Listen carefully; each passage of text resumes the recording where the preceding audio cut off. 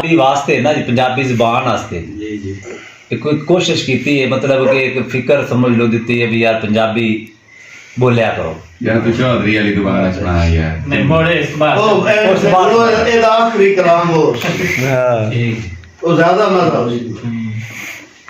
अच्छा सर सारे आगे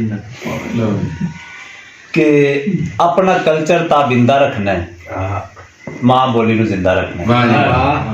वाह वाह यार मैनू एक गल ते दसो जी भला की मुश्किल है हाल ते दसो। हाँ भावें इंग्लिश मीडियम बाल पढ़ाओ पर पंजाबी दा भी बाल ते दसो।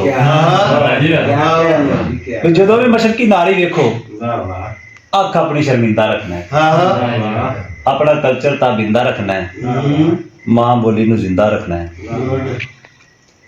ते लिखिया है कि कमर साहब बोलिया जदों सच जावेगा हीरे दे मुल कच जावेगा।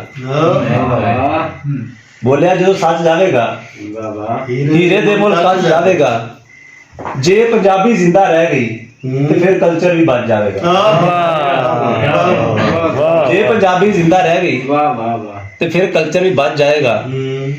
बाला नूं ये गल समझा दो कि नाम ते नस्ल नूं जिंदा रखना है, अपना कल्चर ताबिंदा रखना है, मां बोली नूं जिंदा रखना है। वाह वाह वाह। ते ओनू समझाओ जेड़ा अड़ जांदा है। अच्छा साहब ओनू समझाओ जेड़ा अड़ जांदा है। मैनू गुस्सा चढ़ जांदा है। ओनू समझाओ जेड़ा अड़ जांदा है। मैनू गुस्सा चढ़ जांदा है भी वो पंजाबी क्यों नहीं बोलदा जेड़ा बहुता पढ़ जांदा है।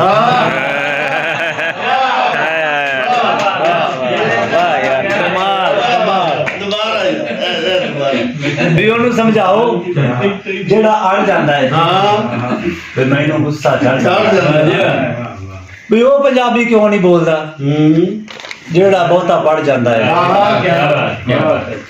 भी जे अपनी बोली दा ख्याल नहीं रखना ते होर फिर ख्याल तुसीं किंदा रखना है। अपना कल्चर ताबिंदा रखना है ते मां बोली नूं जिंदा रखना है।